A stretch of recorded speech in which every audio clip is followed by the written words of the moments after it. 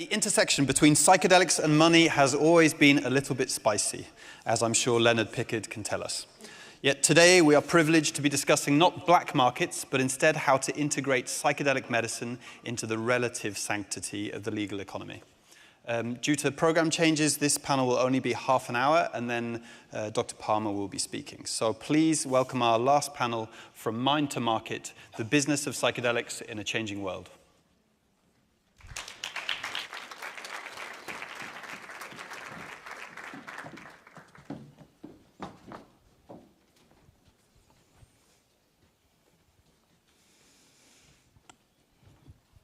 Okay, this has been a mystery panel up until now, so now we get to know who the others are. Simeon Schnapper and others on the business of psychedelics in a changing world, from mind to market. One thing I want to just say as we begin is, in the real world, as my father used to refer to it, in the world that we know, in the world that we've seen in the broader drug policy movement and with cannabis being legalized and then becoming a market, we know that there are philanthropists and there are investors. And often the two behave very differently and change the field and change what happens. And this kind of complex, generative, mission-oriented, aspirational for humanity conversation that happens can get lost and sacrificed in the drive to make a profit. So, and what I'll just say, Simeon, you invited me to be on this panel, although I'm just a total newcomer, just fairly newcomer to this field. So just, something that it strikes me just with what Marissa just said, that the stakes in this field for humanity, for our species in this century are so high, right? We're talking about the evolution of consciousness, we're talking about substances and experiences which can radically transform human health and so anyway, you know all this. So I think I want to let that be the frame for how we talk about this. And so, Simeon, I feel like you are a bit of a hybrid. I mean, you said to me, and you represent the VC world in some extent now, to some extent. But you've also been in the world of advocacy. You've supported criminal justice reform. You've been part of the broader drug policy movement for a long time.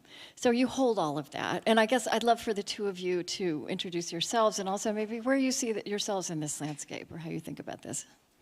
Great. And let me, before they introduce themselves, my role today was to play extractive, neo-colonial, douchebag, VC, and how do we evaluate new business models. So looking at these two exemplary leaders in both for-profit companies, it was to be like, how do you judge that against everything you brought up as well? So I'll put on that hat as they explain there. However, I'm the moderator, so I may not let you do that. Okay.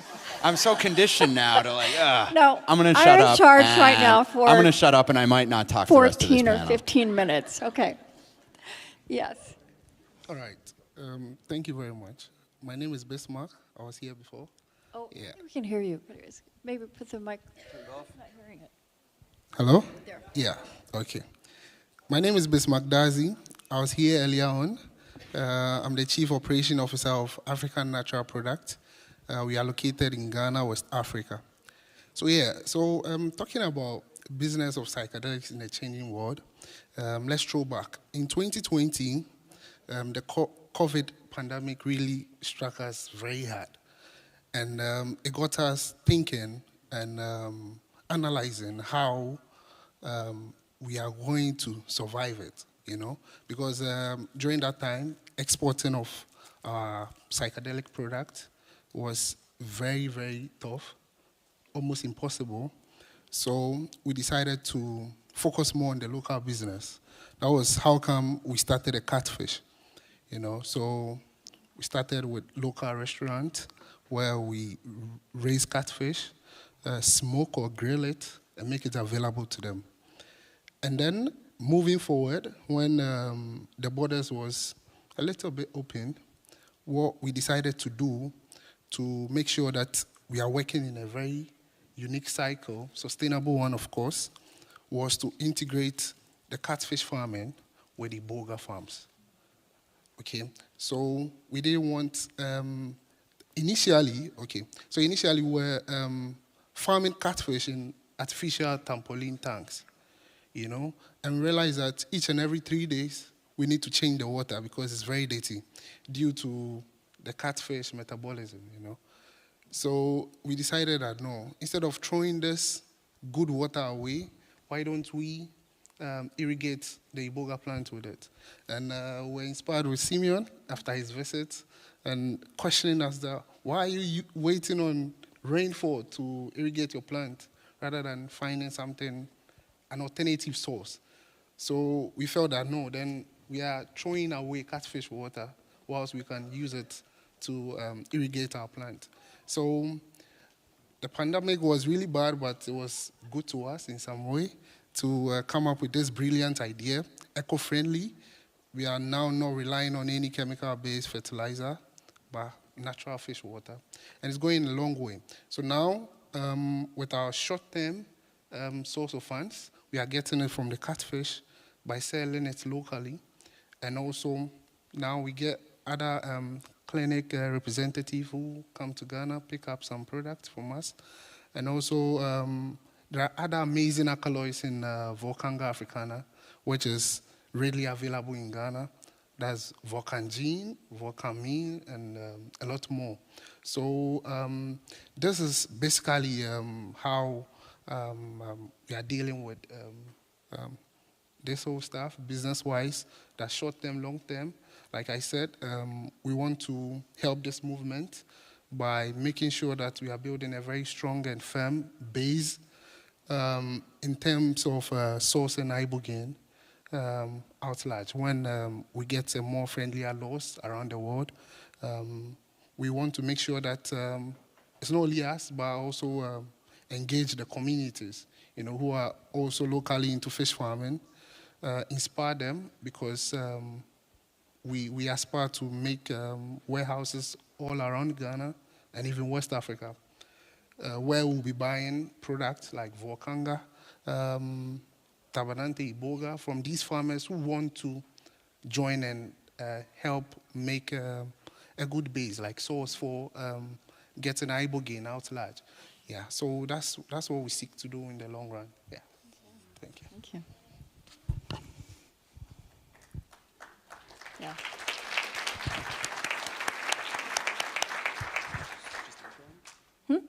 Just introing myself? Where do you see yourself in this landscape of money and... Well, right now I'm just thinking about catfish because I haven't had that in a long time and you got me hungry. But hello, my name is Joel Brierre. And, you know, for me, it was never my intention to start a business. Being an entrepreneur was not something that I had anticipated. Like you had mentioned mission a moment ago. And that's something where, you know, I come from the underground. I was serving very illegally for quite a long time before I came above ground. And 5-MeO-DMT is something that really, really affected me and everyone I work with in a very beautiful way. And we kind of just took on this mission to bring it out to the world. And a lot of people were being harmed, as I mentioned yesterday, by their 5-MeO and Bufo experiences. And so wanting to provide something that was safe to the world, wanting to provide something that felt sturdy, that where people could be held accountable by an above-board practice. And so that was our main inspiration to first launch Tandava. And, you know, I was a bit naive at first and didn't really, anticipate that that was going to involve doing a capital raise and that was going to involve having to learn business. And 2019 and 2020 was really picking a lot of brains, naively pitching VCs when it was way too premature to pitch VCs.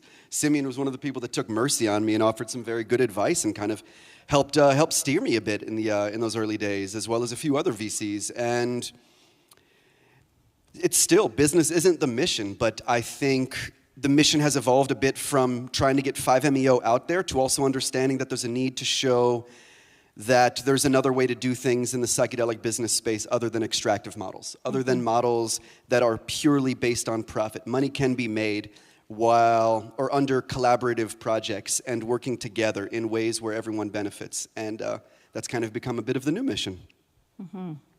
And Simeon, you in a panel you were leading yesterday about ibogaine, you kind of encouraged, challenged everybody out there to collaborate. And I think one thing that capital does, and just that our systems do, and funding often does, even in the philanthropic sector, with nonprofits, is it keeps everybody separate because they end up being competitors for the same pools of money. So I guess, whether you're playing the Stephen Colbert and having your evil hat on, or being your good self, who we all know here, do you think, do you have peers who are kind of being good capitalists while being good stewards of this field? I mean, I look at some of the themes that have come through so many of the conversations about, I'll say I'm a little bit nervous about this mind to market. I feel like it needs to be mind through moral imagination to market, right? There are these issues of access and equity, which just kind of built into the nature of your business. And also your rootedness in place, which is also one of the issues that's coming up here with this field that is really critical, and a proper reverence for place and tradition as stewards of these substances.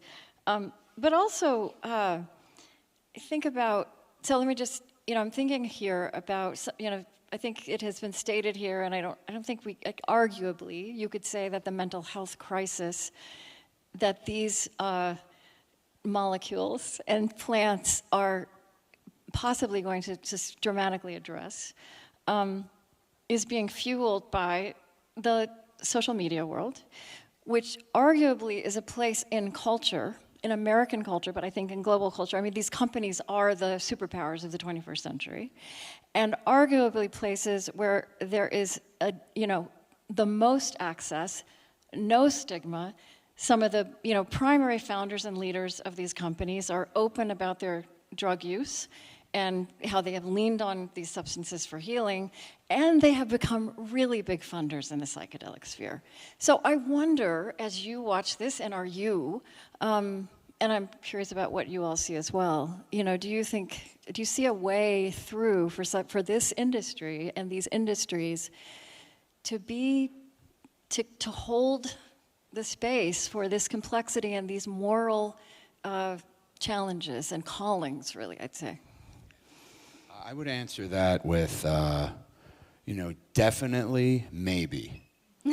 I really don't know, and it's a constant struggle. All I can do and what we do in our fund or our advocacy and philanthropy is, because we're all humans, right? We look at ourselves, and we're very transparent and honest, and as it relates to moral graphs or morality, a lot of people have different moral compasses. We try not to judge, but when you're sitting down with somebody, like if you look at the trajectory of this space, and we only got involved about 7 years ago, which is what was the first opportunity of, wait a minute, there's a way to possibly do this with capitalism, with public markets, with IPOs, with fundraising, and how do we live within that space? I can only speak about, myself in that way, and try to do our best and try to make sure it's not 100% extractive, and that there is a moral code to it, and that everything that's happening around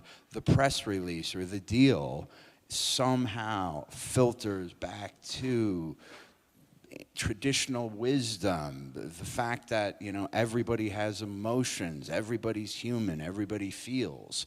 But I don't have a great solution. Even watching the trajectory of venture capital, reflecting on time with the guys who started the first venture impact fund in the 70s, the year I was born, and they were lamenting on my terrace. I was like, how? It's an oil company in the sustainability index. Mm-hmm. But that has become an ESG thing. So I don't know how to really hold it and maintain it when those forces of money come in.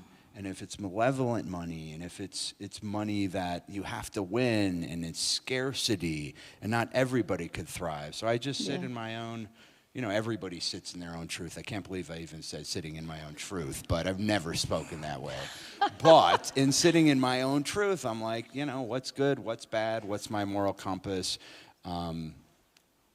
So we're also very selective in who we accept money from. There have been offers like, hey, and then you look back and you go, wow, that's no, which is totally counterintuitive to the MBAs or whatever. And on your point of philanthropy and like all the tech bros getting into it, the impact that some of the tech bros who are, as you said, leading social media have is why the reason so much philanthropy is directed there, because one little intention in that sense ripples across the entire planet. Yeah. So it's very interesting to observe. It's very interesting to try to or observe it in a way where it's like, hey, you could be doing good here.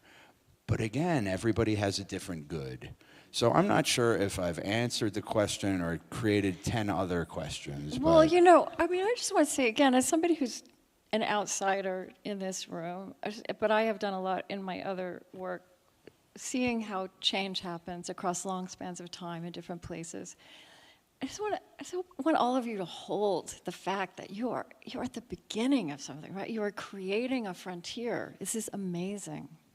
It's really incredible, and there's a lot of power in that too, I think, from the out, because once you go with the flow, you're in the flow, right? But even having that agency right here at the outset to say we won't accept money from everyone. I also wonder, I know in the larger sphere of philanthropy, because philanthropy, like every institution and field that came out of the 20th century, doesn't work anymore. So everybody's working with very dysfunctional materials. One of the things that's rising is philanthropists trying to figure out how they can collaborate so that it's not a scarcity economy that they're bringing people into that pits people against each other.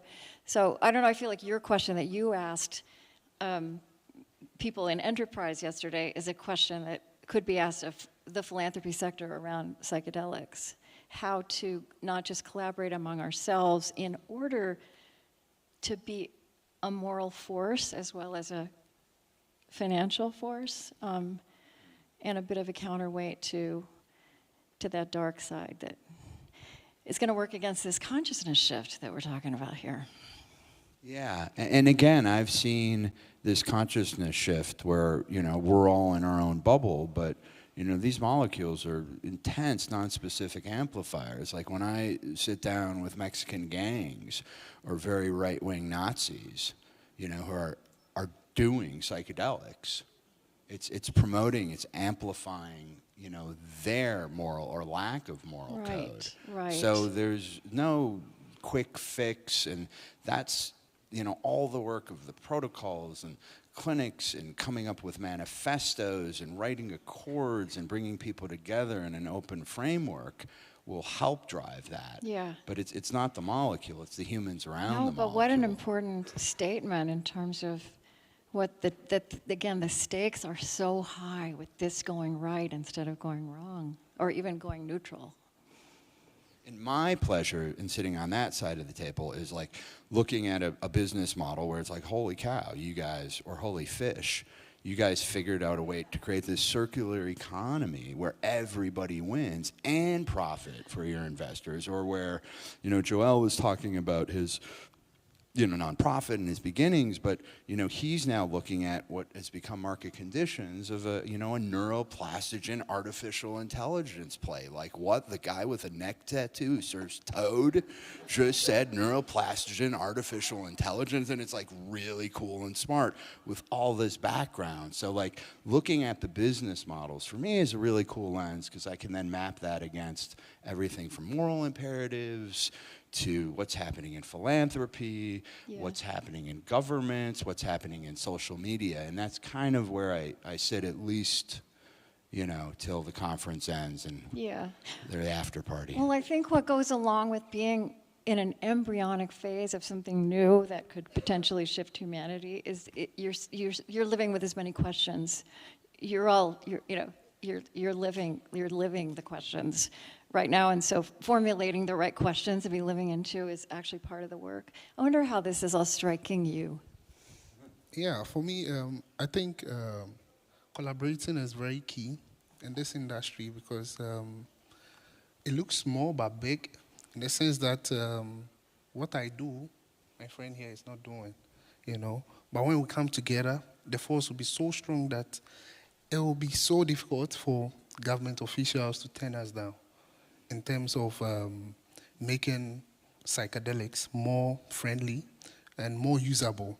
But then, like Dr. Bruno said earlier on, we need to have that responsibility to know how to use it, you know, because taking you back, in Central Africa, for us, what you call medical doctors, we call them native doctors, you know. And in a BVT ceremony, we have assistants, which maybe you will call them nurses, you know. Right, they are always right. with you throughout the ceremony. And we'll be singing, dancing to beautiful melodies, you know. And with all these things, there are lapses that comes during BVT ceremonies. But we, in Africa, especially in Ghana, because we use more of plants in healing, they'll get you some herbs and you're free, you know? Right. So it's more of understanding on where this whole medicine originated from, what are the practices, not standing at a different point of view, looking at it and, oh, okay, I can do this. You go back to your country, practice something, and it's endanger your life. Not your life alone, which probably will thank God for that, but it will spoil this whole movement, and it's really, really bad. So I think we have to take that responsibility to carefully learn, understand the medicine, what it does not do, what time to take it, the necessary preparation to do, and even after taking the medicine. With this, it will give you the wonderful experience that will push you to explain it or describe or recommend it to a fellow friend. But then you need to be in a guided circumstance. Mm-hmm. Yeah.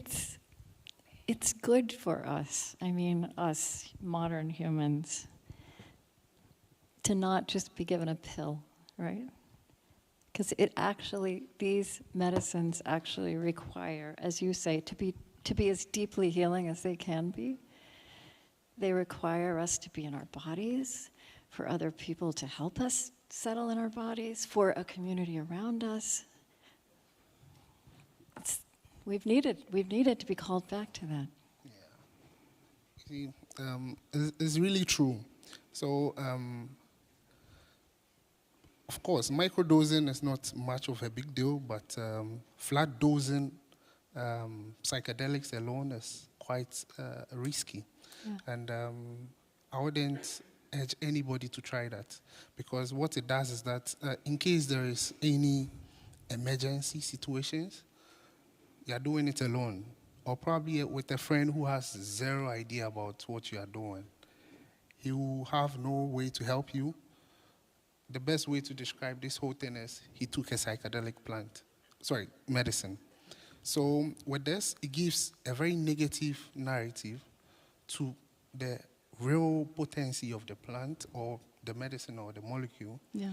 And it makes it difficult to project this to officials who want to commercialize this whole thing, you know. So I know it comes with a lot of criticism, but once we make the right steps, like I said before, go through the necessary protocols, and also working together. Juliana was here yesterday, was talking about educating, making a movement to educate people on the right protocols and all that around psychedelics. I think it's a brilliant idea, because with this, people are educated. They know what to do and what not to do. They know the kind of psychedelic medicine that they should microdose, and in case they want to flat dose, they know where to go and who to contact, who to ask for supervision and all that. So it's really key in this industry I think. It means that scaling well, again, that in a way that will apply the full potential, the full benefits, it's going to be a little more complicated than simply increasing the numbers. When you think about, I mean, you're a business person, right? So when you think about, are you thinking about this now in terms of, getting more capital in the future? If you succeed beyond your wildest dreams, are you imagining? Are you having this kind of conversation with yourself about? Good question. Yeah. I think there's been a word that's been used a few times that I think is very potent and relevant for this conversation, and that's questions and curiosity. I think that it is very, very, not just acceptable, but I would highly encourage us all to remember that this is a very new space. And it is okay that not all of the answers are there yet. Mm-hmm. I think we are forming something new and kind of building the vehicle as we're driving it. And so for us to remind ourselves constantly that we're students in this. We're newcomers in this, essentially. And if we can keep that curiosity in mind, if we can keep that openness in mind, and we can say establish environments of co-visibility where our coworkers and our colleagues can give feedback and can offer where our blind spots might be, then together in collaborative ways, we can intelligently scale to where the move fast and break things pattern doesn't have to break things. Right. And I think if we move slowly, pragmatically, and collectively, we can avoid the common issues that happen with scaling. Mm-hmm. We have 4 minutes, and I'm going to finish on this panel on time. So let's let Simeon have the last word. But you go for it. Well, just some final thoughts. I bet this was what you just said was could have been a final thought. But do you have another? Double final thought. A double final thought. In final thoughts, I think that right now, again, as this is something that is being born, something that is being created, there is room for all of it. And anytime we try and decide that there's one right way and a bunch of wrong ways is where we've inhibited ourselves from real growth. And so understanding that we need action on all levels. We need people involved in policy, people involved in accessibility, people involved in drug development and FDA approval, people involved in all different aspects, people involved in promoting indigenous reciprocity. All different aspects are necessary. This is like a whole human brain, and we need to make sure we're using the whole thing. Because if we don't, again, we're going to miss out on a whole bunch. So, that would be my final statements. Yeah, so my final words. So, personally, I believe psychedelics is going to take over because we are in a world that mental health-related issues is a problem, but we don't see it as such because we are working normally, So it's not like something that will hospitalize you straightforward, but once it compounds in you, it leads you to doing a lot of things. And sometimes when in a local setting, when we are doing ceremonies, we try to find out the real cost of your underlying issue, if it's alcoholism, if it's taking cracks and other drugs. So trying to understand what we are and what we are doing is very key in this whole process. So for me, I believe that we are all making the right step. We've started with Psychedelics as Medicine conference. It's very amazing. I believe it goes on like this because we are getting the media involved, stakeholders involved, trying to get the word out there on the good way to use psychedelics and promoting the good side of it and not dwelling so much on the negative, which can be avoided when we take good measures. So it's an amazing seeing you out here. I'm sure this will be my last panel, all right? Yeah, so I'm enjoying the weather in Iceland. And so amazing to be here. And I look forward to be in touch as much as I can to share our view of psychedelics in West Africa and as well with what I've learned around other African countries. Yeah. Thank you, Bismark. Thank you. So maybe with final words. I have catfish on my brain. I've always liked hanging out at the intersections of things, so I could easily appreciate and imbibe and talking about the industry as a alternative asset with asymmetric upside. And in the same vein, share a pygmy incantation. And between those two, it's this industry. So for me, and I've just kind of been sitting in it a while, just really loving how it nuances and it changes, and the shroom boom, and every decade there's a renaissance. But I guess at the end of the day, it's like, why do I choose to do this, and why do I love this, is because I get to see other perspectives and kind of judge myself and question my morality. So maybe that's, to some extent, an answer to mind to market. I think a lot about what somebody 100 years from now in our species will actually see of today when they look back, if we still exist. And I think most of what we obsess about and read in the newspapers will not appear. I think this kind of gathering may appear. I think you are all founders of something that is bigger than us and bigger than our lifetimes. And you know, what is it Jonas Salk said? The question is, are we being good ancestors? And I think in this field that is a very strategic, pragmatic question. So congratulations on that. Yeah.